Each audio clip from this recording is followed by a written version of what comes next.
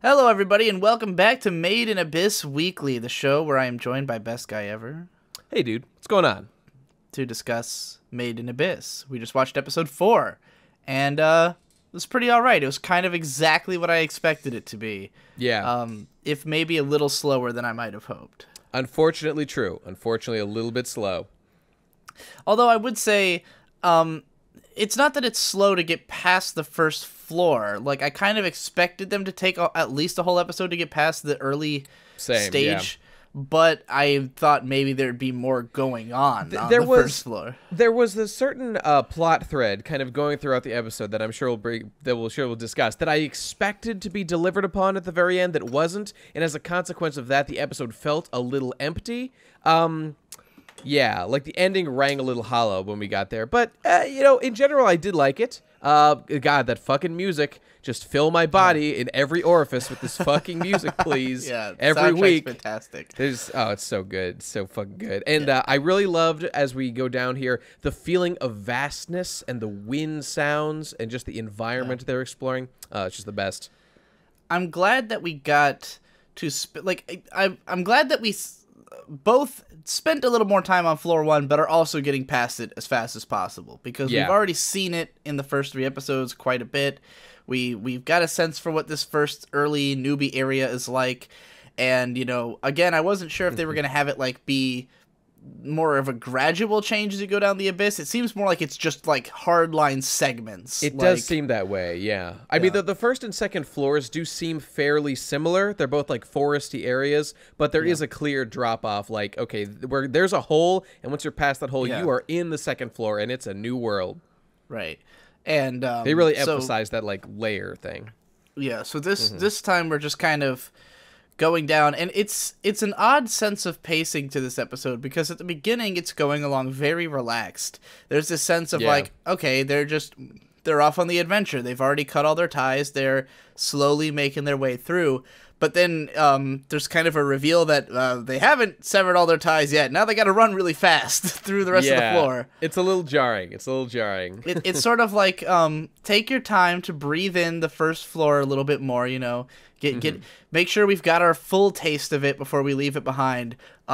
But then immediately let's get the fuck out of here. yeah. Which was I mean, I was kind of just expecting them to keep doing that the whole time, so I was a little caught off guard by the relaxed pace. The episode starts with them just having slept all night, and they just wake up, which I was surprised to see, but okay, I figured they would just be hustling. But no, they took a little breather. I think part of it was that it was kind of unclear where we were and how much time had passed when, because she wakes up and she's like, oh, I guess I must have just passed out, and I kind of gave me a sense that they had been walking for a couple days when she said that, and the way he was using his arm set up, I don't know, it just felt like they were already in the adventure. It did. And then we realized shortly afterwards that no, it's been a couple hours or something. Maybe I mean, when it first showed the image, I thought maybe they had fallen and passed out from the fall, but then that didn't seem to be the case. I don't know. It was kind of unclear. But then so essentially the thrust of this episode is they're out having the adventure. They find that the robot boy Regu has had the notes that Rico's mom took about the deeper floors have been slipped into his pocket by the chief guy, the one leader. That you were so insistent had no idea what was going on. Yeah, I was strike surprised. One for the bestie boy. Yep. Wait, not strike one. Strike one for you. I get the point. That's I win. You lose. Right. And they find a letter inside of it that's basically I'm giving you a head start, but I'm going to chase you down by morning. And they both interpret this as, this must be a final test for us. We have to see if we can get to floor number 2 before being found by Leader. And that will prove that we are worthy of this journey.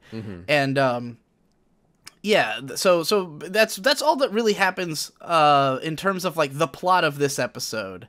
But there's lots of little world building tidbits in there. There Are more than world building. Nice. There are some like sort of explanations given. I, for one, was glad to see at the beginning of the episode them like the good thing about that slow part was that they clearly were taking their time to show the survival skills that these kids have and how they're going to actually make it down there. They clearly show them how they're going to get food, what kind of cooking abilities they have. They know how to skin and cut fish. They're not like the Elric brothers when they first ended up on that island. They had to like embrace, like fucking learn how to kill a rabbit to survive. These kids already got that shit under control, which I was Orphan just glad life, to see. Man, they got to know their shit. Man. Damn right.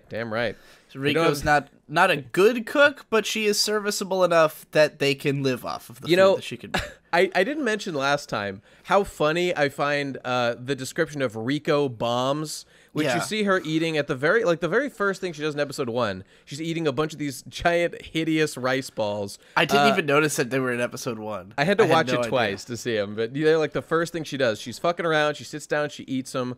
Just a small little detail, like there's just these horrible things that she makes and eats. Yeah. But now we're learning she's got some more skills, and the way.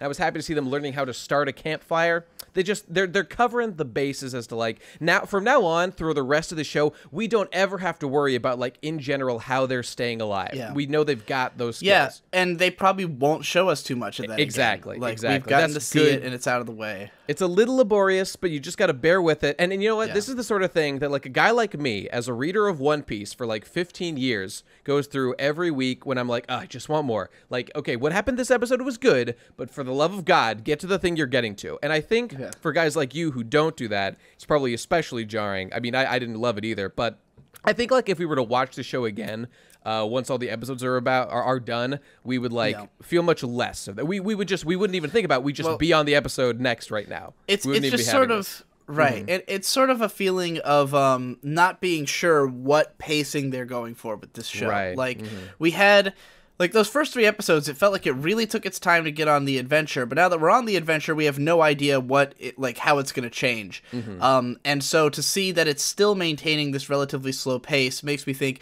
okay, we're not getting that far before this season's over. Like, we're not making it to an especially deep level, The show is not rushing at all.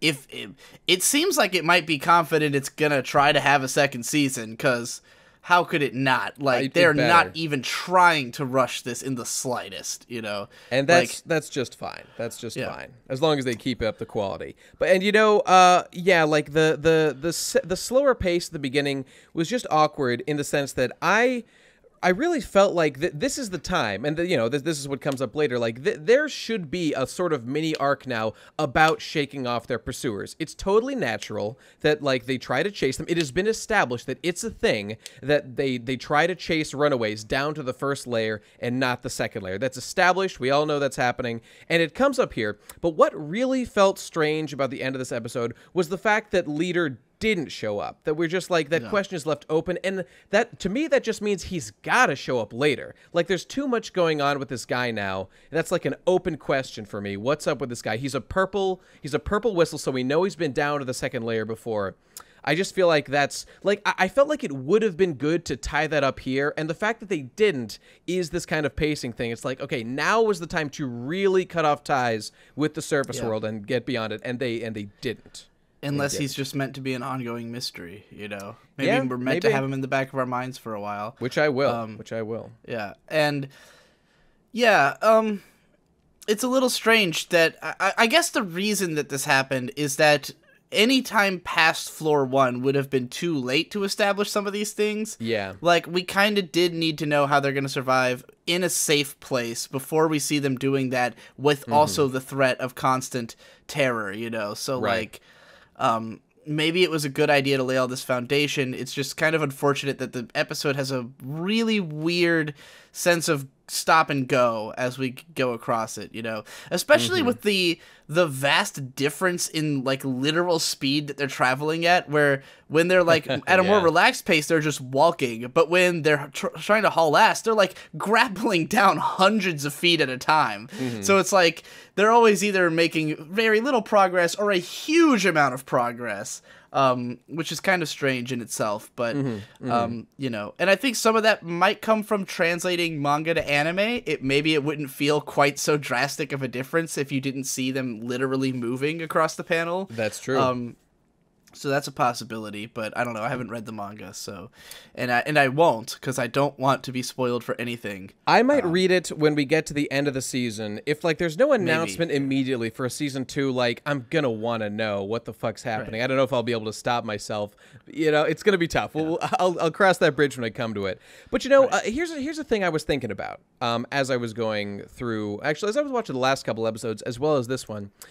Do you think they're going to do any kind of angle where, like, our characters are the one who find sort of like... And, like, I'm really thinking of this in video game terms. Like, this really feels extremely video gamey in the sense that, like, there's this downward pull that, like, no one's done before. These are, like, the first guys adventuring down to layers that people haven't made it to before. Like, I'm wondering if these are going to be the characters who establish, like, safe... transmit routes, kind of like checkpoints in like a Castlevania, like the teleporter rooms, as like a fast travel room to the surface. What I'm wondering is, are they spending so much time on these surface characters because we're going to come back up and see them again? Are they going to have some sort of system like that where we actually do come back to the surface, which I think would kill the pacing, and I really hope doesn't happen, but I'm just wondering if we might get to that. I can't see that happening, but it's an interesting thought, I guess. It's really the way that the curse... I don't know, is so strangely defined. Like, I want to know if they're going to find some way to beat it, because, like, Rico seems to be suffering its effects a little bit, even in this episode, even in fucking Layer 1. It's not the, you know, I think there's a difference between the curse you feel going up and the effects of going down. Like, going down, because he called it, like, diver's sickness or whatever from going down. Yeah, okay, maybe so I think it's something different from the Curse of the Abyss, but... that was something interesting about this episode, and really terrifying and unnerving and nerve-wracking is how unfit Rico is even to do Layer 1. Yeah, it's scary. Because we've got Regu here who, you know, is so OP that none of this is a problem for him yet. But with Rico... just running around like this is clearly wearing her out. It's clearly like a problem. He has to kind of carry her around a little bit, and like, you know, she's moments where she's like, I need a, you know, I need a break, and it's like, you can't be this physically unfit for this journey. Like, this is Layer 1, girl. Like, you're fucked. Like, it's cute, but I'm like legitimately scared for her. Like, deep in my heart, I'm like, that's my daughter out there. My daughter. I gotta protect her. I'm worried. Oh God, I hope she needs a montage, or she needs like a training arc real quick or something. I don't know. I gotta tell you, and I gotta bring this up now because I haven't, you know, extensively read comments or anything on our first video, but the one thing that everyone keeps saying is, you know, that the show's going to get really depressing and dark. Yeah. Like, oh, you better have tissues on hand for this. Oh, you better be ready for that. People. Now, the thing is, I can only be so afraid because we only have 2 main characters. True. So the odds of one of them dying seems extremely slim. Yeah. Now, the odds of really horrible things happening to them, you know, pretty high. But like, you know, as long as they don't die, I can't get that depressed. They'll bounce back. Yeah. You know? Yeah. Like they're still alive. They can still keep kicking. And I think that's kind of the thing about the show is that it has such a fatalistic, like all the characters are very fatalistic, and like, man, the line that really settled in, like, I know what you're gonna say. Go on. What do you think? Well, there's that one quote that Rico says: "Everything taken from the abyss will one day return to it, be it an object or a life." And she was like, "Leader taught this to me," and I'm like, who do I know who came from the abyss? If only I could think of 2 people like that. Yeah, well, I'm what scared. I was thinking She's of, gonna die. rather than that line, it's the line immediately after that really got my attention. Yeah, which is where Regu says, like, our cave divers have some humble ideas, and it just brings me back to this weird society that they're in, that they learn from a young age that they will die in the abyss. Yeah. Like everyone knows this, and that's why it's kind of, because for a second it takes me aback a little to think that Leader just let them go. Like, he knows they're not ready. He knows that. He knows. But he let them go. He's not the only one who lets them go, but yeah, go on, go on. Maybe he thought he'd be able to catch up with them, or maybe he thought if he can't catch up with them, it means they were ready. Or maybe he just thought, she's gonna keep trying every night, so, you know, like, there's nothing I can do to ultimately stop this. I'm not as sympathetic to that reason, but yeah, go on. But between him and this other guy, the uncle guy, Habbo, yeah, Habbo lets them.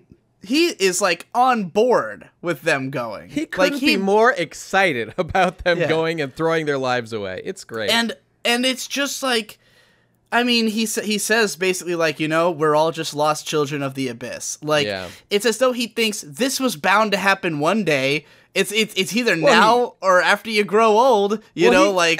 He literally says as much, which I found to be a stupid argument, because, like, these people are fucking children. They're not prepared. Like, you can prepare for this better than these kids, but you know... But it's they don't either give a fuck. It's either you die in the abyss when you're 10, or you die in the abyss when you're 25. Like, you're... One way or another, you die in the abyss. They do not see a happy ending. Is. Yeah, they don't see, like, beating the final boss and, like, curing the sickness for everybody. They don't see it that way. All anyone cares about is making a little progress in the abyss. Like, that's what the glory is. The glory is not, oh, I made it to the bottom and survived. The glory is not, I lived to be 60 years old. Dude, the glory is, I found any information about this abyss. And that's what my life was. I just am so... it's so refreshing to see a society that just, like...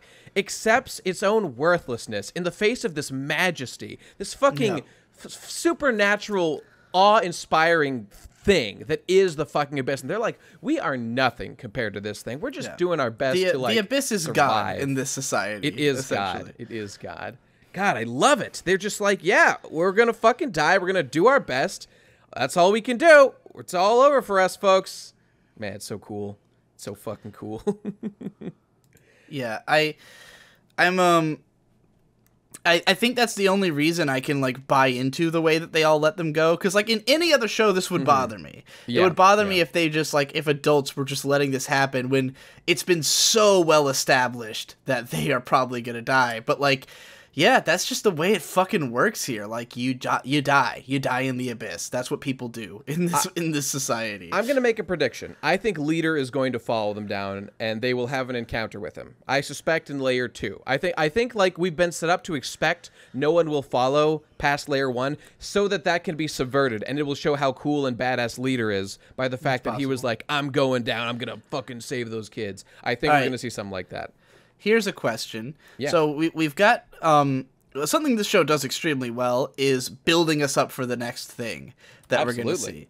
So we know we're going down to Layer 2, and we know that they're going to go to this, or they're trying to get to an outpost that's down there. And the leader of this outpost is a White Whistle who helped to carry our main character to the surface. She's the one from the flashback. Yeah, we did it. Now, in the flashback, she's completely covered in, like, an outfit. So by the way, that's the immovable Ozen. The immovable Ozen. Mm-hmm. And our uncle guy is telling us, like, hey, you know, she hasn't come back all there. Yeah. You know, something's wrong with her. Now, remember, you brought this up in the last podcast that they said that you can no longer be human after a certain depth. So I'm thinking we're going to find this woman is not even human anymore. Like, literally not human. So that's what I'm looking forward to. That's my prediction. You know, the only thing about that is I took note of what seemed like ongoing plot elements to me. Like, I think that the leader thing is going to be fulfilled at some point fairly soon. I felt like the Ozen one is more of a long-term one. So I'm totally with you on that. Something is going to be special about her. She's like a main objective quest that they're going to encounter as they go down. So she's going to be important. That's going to be special. But I think we might not even see her this season. Like, do you remember what layer the camp was on? I thought they were going straight to that. I thought that was like the next I just couldn't remember what layer that was on. I thought that was in like layer 5 or something. I have no idea. I thought it was just the next thing they were going to, like... Maybe. If so, then the you're next definitely waypoint. right. Mm-hmm. But yeah, I definitely think she's going to turn out to not be human, and that's why she's down there. Like, she's not coming back out of the abyss. Could that be her? I not. would be shocked if she was an adorable little bunny girl. Yeah. But who knows? I felt like they might go for a misdirect on that, but yeah, I don't know if it really checks out. Another detail I wanted to bring up at the beginning of the episode that I was very glad for is that we got an explanation of, like, the sky. Because that was something I'd been curious about, is like, okay, we've seen in the, like, the show starts in the abyss. We clearly see that it's beautiful and bright and sunny. But then whenever we see the abyss from the outside, it's a fucking big black hole. So we learned that it's like there's a barrier, I guess, between... Because, like, layer 1 of the abyss is already, like, 400 yards down the hole, or 400 meters down the hole. So I guess between layer 1 and the surface is a barrier, and the light reflecting on the barrier creates the sky, and I was like, okay, thank God there's some reason for that, you know? I was like... I'm down. I'm down for that. That's cool. I definitely needed an explanation of that, and I'm glad I got it. Agreed. You know, I really liked one detail that this reminded me of. In One Piece, so there's this island, Fishman Island, that's just at the bottom of the sea, and I'd always wondered, isn't it really fucking dark at the bottom of the sea? What's up with that? And then, of course, there's that explanation about, like, there's a particular tree called Eve that gathers light and funnels it down to its roots, which sheds light over Fishman Island. And this is like that. You need an excuse. They gave us one. It's fine. I liked it.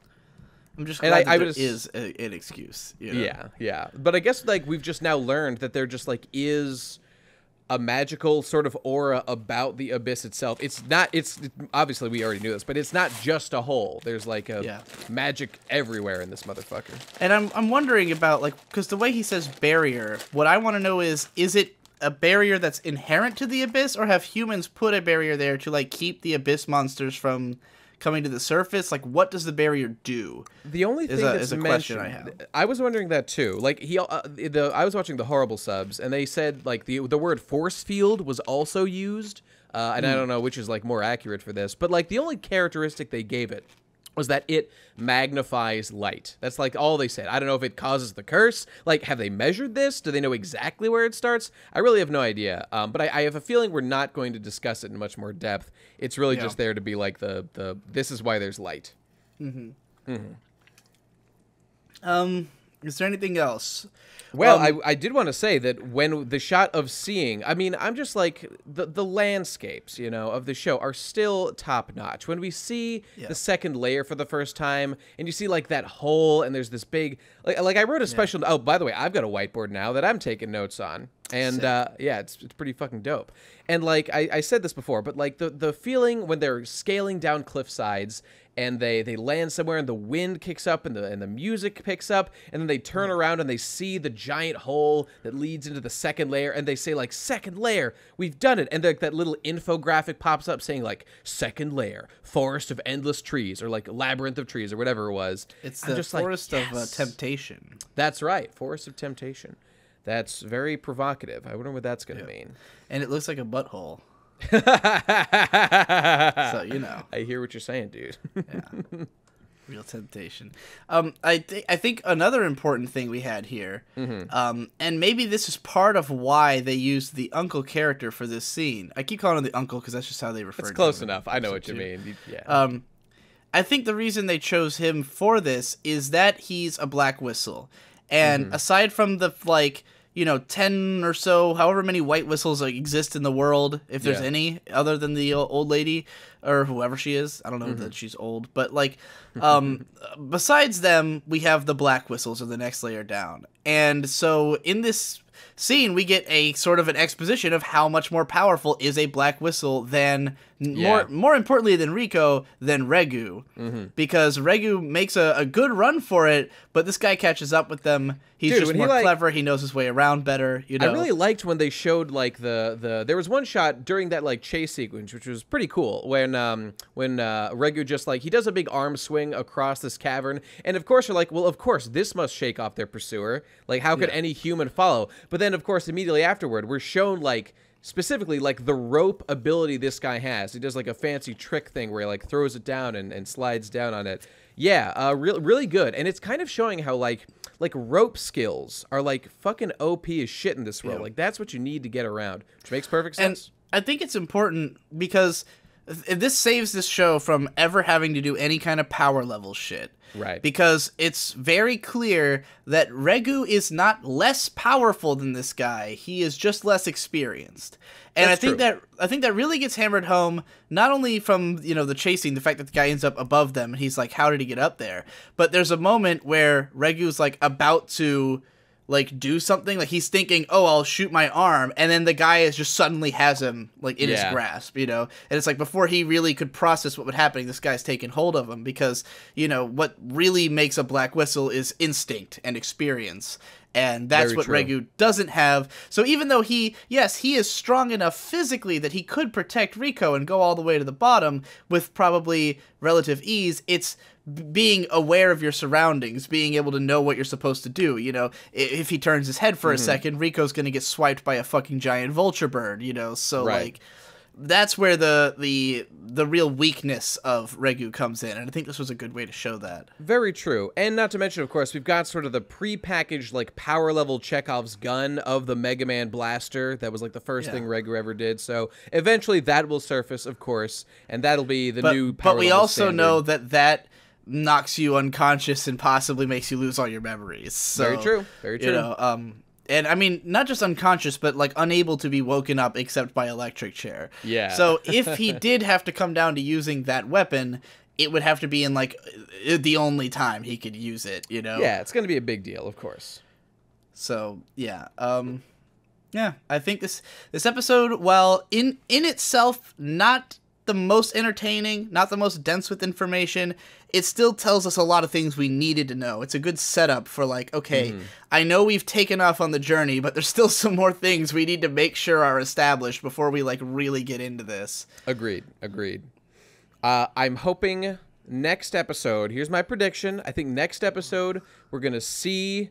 Okay, either the next one is going to be like introducing Layer 2, so it possibly might not be in that one, but soon we will see the leader arc wrapped up when he meets them, either next episode or the next episode after that, and that will be done. And I think they're going to meet the bunny girl in Layer 2 as well. They got to meet her sometime soon. I was watching the end credits, and it looked like, based on like the art style, it looked like they find her in Layer 2, which I guess is maybe spoilery, but I wasn't sure because I think...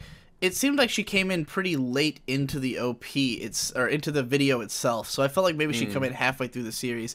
I think if Leader is chasing them, I don't think it'll be resolved in the next episode. I think it'll be left as a hanging thread, so that the show can really convince us that he's not there before he shows up. That's very true. And, you know, the longer it goes, the more anticipation will build, especially if they, like, reference him more. Because, like, he's clearly an important character. Like, he's been shown in all these flashbacks. He's shown as, like, the one with a direct connect. He was the student of the White Whistle mom lady. Yeah, Liza or whatever. And now we've had, like, because in the last podcast we did, I accused this guy of, like, being a big fucking idiot. Because it seems like everyone gets away from him all the time and gives him the slip. And to some extent, that still has to be true. Because, like, just in episode 1, they ran away from him, like, 3 times in a row. But, like, there's clearly more going on. He knows things that he has not led on to knowing. Yeah. So he's maybe he's... Yeah, he's got more going on than first meets the eye, and revealing that now of all times does make it seem like he's still relevant. Agreed. Everybody else for the service is dead, though. Don't care about them anymore. Yeah. Fuck you, Nat. Nah, you're all right.